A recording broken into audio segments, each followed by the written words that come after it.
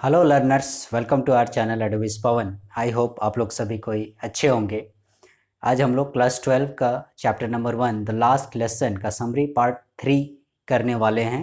इससे पहले हम लोग पार्ट 1 और पार्ट 2 का वीडियो बना चुके हैं, आप लोगों ने देखा होगा। यदि बाय द वे किसी से मिस हो गया होगा वो वीडियोस पार्ट 1 और पार्ट 2, तो ये आपको डिस्क्रिप्शन में लिंक मिल जाएगा या फिर आप चैनल के प्लेलिस्ट में भी उसे देख सकते हैं। ओके, तो हम लोग आज पार्ट 3 करने वाले हैं, चैप्टर 1 द लास्ट लेसन का summary. Now teacher announced, part 3 में क्या होता है, टीचर महोदय एम हेमल जो हैं वो अनाउंस करते हैं, ठीक है, खड़े होते हैं संबोधित करने के लिए। जो बच्चे थे, स्टूडेंट्स और जो एल्डर्स थे गांव में, याद कीजिए हम पीछे जो है बैक बेंच में गांव के एल्डर्स लोग भी, बड़े बुजुर्ग भी आके बैठे हुए थे क्लासरूम में। तो क्या बोलते हैं, ऑर्डर्स फ्रॉम बर्लिन, ये वाली बात बताते हैं कि बर्लिन से ऑर्डर आया है कि अब से जो है वो फ्रांस के एल्सस और लॉरेन डिस्ट्रिक्ट में सिर्फ जर्मन की पढ़ाई होगी, यानी फ्रेंच की पढ़ाई नहीं होगी, क्योंकि वो पराजित हो गए थे, ऐसा करके। और फिर कल से क्या होगा, यहाँ पर इस विद्यालय में नए शिक्षक आएंगे जो जर्मन लैंग्वेज की पढ़ाई बतलाएंगे, ठीक है, जर्मन लैंग्वेज की टीचिंग शुरू हो जाएगी। इसीलिए क्या होता है, लास्ट फ्रेंच लेसन, ये जो है उनका आज का जो पार्ट है, ये आज उनका फ्रेंच लैंग्वेज का अंतिम पार्ट होगा, ऐसा करके वो बताते हैं। और इतना सुनते ही क्या होता है, फ्रेंच के दिमाग में, उसके सिर पर ऐसे मानो लगता है जैसे थंडर क्लैप हो गया हो, ठीक है। थंडर क्लैप मीन्स बिजली गिरना, अचानक से कुछ ऐसी घटना के बारे में सुन लेना या जान लेना, मतलब जो आपको विचलित कर दे, ठीक है। तो वैसा ही फ्रेंच को लगा, जैसे कि मतलब उस पर कोई बिजली गिर गई हो। तब उसे याद आता है टाउन हॉल बुलेटिन बोर्ड के बारे में। याद कीजिए, जब वो स्कूल आ रहा था घर से पैदल, तो उस समय टाउन हॉल के बुलेटिन बोर्ड के पास काफ़ी ज़्यादा वो भीड़ देखता है। तो उस भीड़ को देखकर, क्योंकि वो स्कूल जल्दी आने की हड़बड़ी में था, तो उस समय वो नज़रअंदाज कर देता है उस भीड़ को और बोलता है कि सारी टाउन माने शहर में जितनी भी बुरी खबरें आती हैं वो सारी उसी टाउन हॉल नोटिस बोर्ड से ही आती हैं। तब उसे याद आता है कि आज की जो बुरी खबर थी वो यही थी कि बर्लिन से ऑर्डर आया है कि अल्सस और लॉरेन डिस्ट्रिक्ट में अब फ्रेंच की पढ़ाई बंद हो जाएगी, अब यहाँ पर जर्मन लैंग्वेज की पढ़ाई शुरू होगी, ऐसा करके तब उसे ये महसूस होता है, ठीक है। ही वॉज वेरी सॉरी, और वो काफ़ी खेद महसूस करता है, काफ़ी सॉरी, काफ़ी गिल्टी फील करता है कि उसने फ्रेंच लैंग्वेज क्यों नहीं पढ़ा, क्यों नहीं सीखा। वो न लिखने जानता था न पढ़ने जानता था, इस चीज़ की उसे बहुत ही मतलब ग्लानि हो रही है, ठीक है। वो फिर सॉरी फील कर रहा है। वो क्या करता था एक्चुअली, जब स्कूल डेज होते थे, सीकिंग बर्ड्स एग्स, वो या तो और बच्चों की तरह कभी फिसल पट्टी में घूम रहा है, कभी झूला झूल रहा है, कभी, या फिर अक्सर वो क्या करता था, चिड़ियों का अंडा खोजने में अपना समय व्यतीत करता था। तो अब उसे रियलाइज हो रहा है, अपनी गलती महसूस हो रही है कि उसने कभी फ्रेंच लैंग्वेज क्यों अच्छे से नहीं पढ़ा, क्यों अच्छे से लिखना नहीं सीखा। वो कुछ भी नहीं जानता था, ठीक है, एक तो लेट से स्कूल भी शुरू किया था, लिखने भी नहीं जानता था, पढ़ने भी नहीं जानता था। वो सॉरी महसूस कर रहा था, ठीक है। बोलते हैं ना, जब जो इसके पास जो चीज़ नहीं होती है उसी की कमी महसूस होती है, और जब जिस समय आपके पास वो चीज़ होगी तो आप उसे वैल्यू नहीं दोगे। तो अब इनके हाथों से फ्रेंच लैंग्वेज जा रहा था इनके डिस्ट्रिक्ट से, ठीक है। तो इसीलिए ये सॉरी फील कर रहा था। Forgot all the ill feelings about his books, teacher, ruler and his crankiness. अब वो क्या कर रहा था, उसके मन में बहुत सारी गलत धारणाएं थी, या बोलिए तो वो थोड़ा बहुत बुरा सोचता था। किस चीज़ के बारे में, अपने बुक्स के बारे में। अपने बुक्स को वो बर्डन समझता था, बहुत उसे बोझिल लगता था, क्योंकि वो पढ़ने लिखने में ध्यान नहीं देता था। जाहिर सी बात है उसे बोझ लगेगा ही। अब ऐसा नहीं है, ठीक है, अब ऐसा नहीं है, क्योंकि अब जो है वो सारी चीज़ों को भूल गया है, क्योंकि अब वो ख़त्म होने वाला है, आज लास्ट क्लास है। तो जितनी बुक्स के बारे में उसकी जो गलत धारणाएं थी, आज उसे बुक्स अच्छी लग रही थी, ठीक है, वो गलती महसूस कर रहा था। आज उसे टीचर भी बहुत अच्छे लग रहे थे, ठीक है, टीचर का रूलर भी बहुत अच्छा लग रहा था। और दिन टीचर बदमाश थे, मैंने टीचर ऐसे हैं, टीचर डांटते हैं वगैरह वगैरह, मैंने बोलता था, वो सोचता था। उनके रूलर, उनकी जो छड़ी थी जिनसे वो मार खाता था, इसके बारे में भी वो गलत गलत सोचता था। साथ ही साथ टीचर का जो क्रैंकीनेस है, वो जो ताना मारते थे, डांटते थे, भला बुरा कहते थे, ये सब आज उसे अच्छा लग रहा है, ठीक है। आज मतलब सब वो भूल गया, सारा चीज़, मतलब जैसे कुछ हुआ ही ना हो, कभी उसने डांट खाई ही ना हो, इस प्रकार से। Again realised about the special clothes and old man of the village. तब उसे इस चीज का भी महसूस होता है।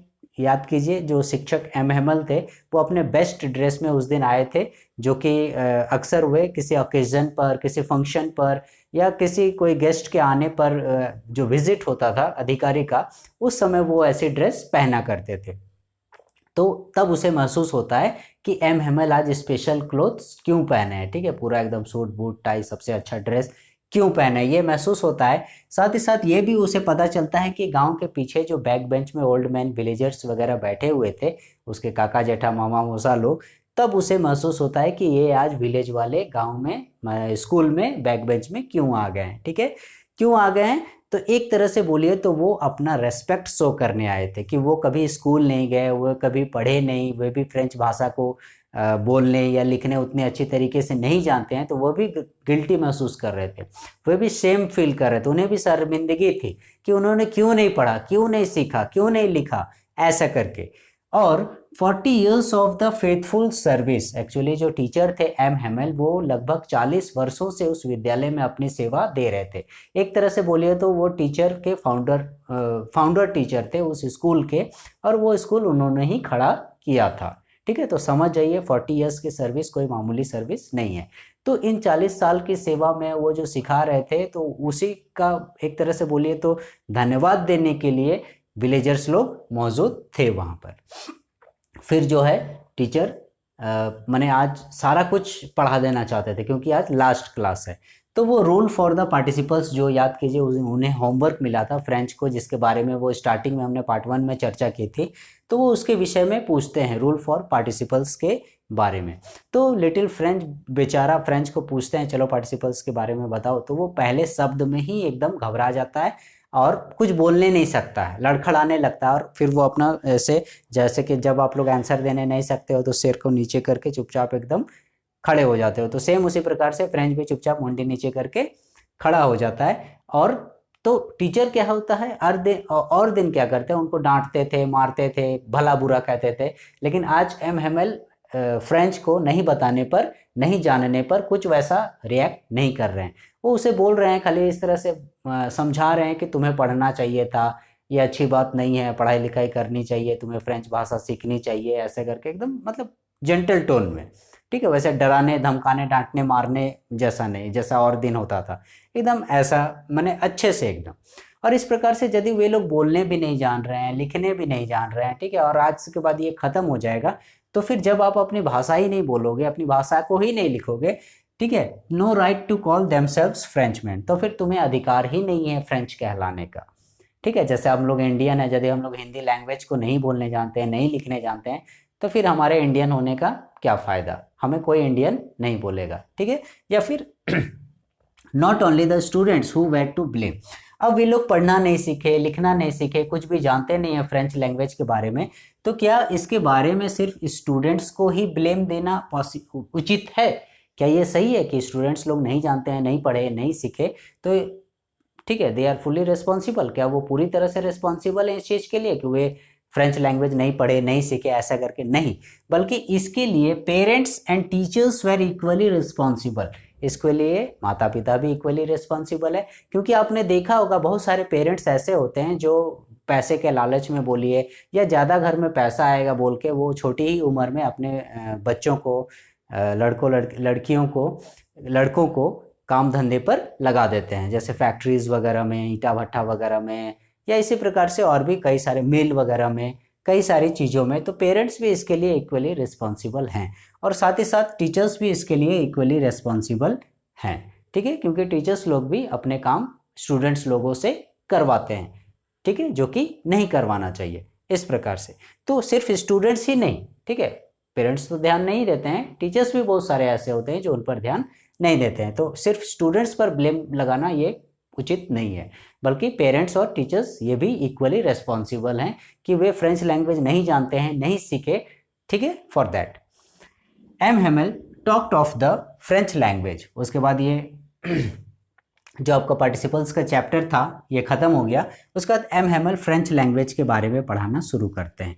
फिर बताते हैं फ्रेंच लैंग्वेज के बारे में कि फ्रेंच लैंग्वेज जो है वो कितनी महान लैंग्वेज है, कितनी अच्छी लैंग्वेज है, और हो भी क्यों ना। ठीक है, किसी भी देश के नागरिक से आप उसे पूछ लो तो उसे उसकी देश की जो भाषा है वो महान लगेगी, वो सबसे अच्छी लगेगी, वो सबसे लॉजिकल, सबसे क्लियर लगेगी। ठीक है, उसे वही पसंद होगी। उसको पूछो कि आपकी बेस्ट लैंग्वेज कौन है, तो वो अपने देश की भाषा को ही बोलेगा। सेम उसी प्रकार से टीचर एम हैमल जो है वो अपनी फ्रेंच लैंग्वेज को, जो उनकी मातृभाषा है, वो उसे most beautiful language in the world बताते हैं कि इस संसार की सबसे खूबसूरत भाषा है ये फ्रेंच लैंग्वेज, सबसे क्लियरेस्ट है एंड सबसे लॉजिकल है। ठीक है, सबसे सुंदर भी है, सबसे क्लियर भी है, सबसे लॉजिकल भी है। ठीक है, मतलब आसानी से समझ में आने वाली, आसानी से बोली जाने वाली, और किसी भी चीज़ के कोई हम शब्द बोलते हैं किसी भी चीज़ के लिए तो एक लॉजिक बैठता है। ठीक है, वैसा करके लैंग्वेज अलाइव।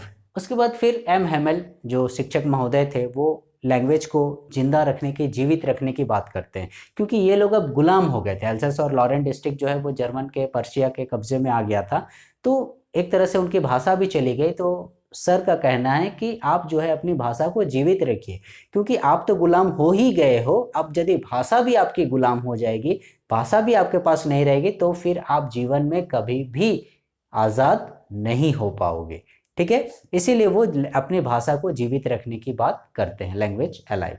ठीक है, कहने का मतलब वो शारीरिक रूप से तो गुलाम हो गए, लेकिन कम से कम मौखिक रूप से या भाषागत रूप से कम वो गुलाम ना हो और अपनी भाषा को वो जीवित रखें, नहीं तो वो कभी भी आज़ाद नहीं हो पाएंगे, हमेशा वो स्लेव ही रहेंगे, गुलाम ही रहेंगे। उसके बाद एम हैमल जो है ग्रामर विषय पढ़ाते हैं, क्योंकि आज वो सारा लास्ट डे है तो सारा विषय जो है वो पढ़ा देना, जितना उनके पास नॉलेज है सब वो उन्हें दे देना चाहते हैं। Everything seemed very easy and they were attentive. आज जो है उन बच्चों को, खासकर जो फ्रेंच है, लिटिल फ्रेंच है, इन्हें सारा चीज़ बहुत ही इजी लग रहा है। टीचर जो भी पढ़ा रहे हैं, ग्रामर का पढ़ा है, पार्टिसिपल का पढ़ा है, या फ्रेंच लैंग्वेज के बारे में बता रहे हैं, जो भी, वो उन्हें एकदम इजी लग रहा है, बहुत एकदम आसान। वो सोच रहे हैं कि अरे हम लोग पहले से इस तरह से अटेंटिव रहते हैं। ठीक है, बहुत एकदम अटेंटिव थे। ये भी एक रीज़न हो सकता है कि टीचर भी अच्छे से तो पढ़ा ही रहे हैं, ऊपर से जो स्टूडेंट्स लोग हैं ये भी अटेंटिव है, ये भी बहुत ध्यानपूर्वक एकदम सुन रहे हैं। ठीक है, ऐसा प्रतीत हो रहा है। It seemed as if the teacher wanted to give them all he knew before going away। और ऐसा प्रतीत हो रहा है कि जितना भी शिक्षक महोदय के पास नॉलेज है, जाने से पहले, बिफोर गोइंग अवे, वे अपने सारा नॉलेज, सारा मतलब उड़ेल देना चाहते हो, जैसे सारा जो भी जानते हैं वो अपने बच्चों को दे देना चाहते हैं। तो इस प्रकार से हम लोग देख रहे हैं कि हम लोग यहीं पर ख़त्म करते हैं इस पार्ट 2 को, कि एम हैमल महोदय जो है वो फ्रेंच लैंग्वेज के विषय में कितनी अच्छी बातें बताते हैं, उसे most beautiful, clearest and logical language बताते हैं। For the next class please stay connected with our channel एडविस Pawan. Thank you. And for the next part please subscribe our channel.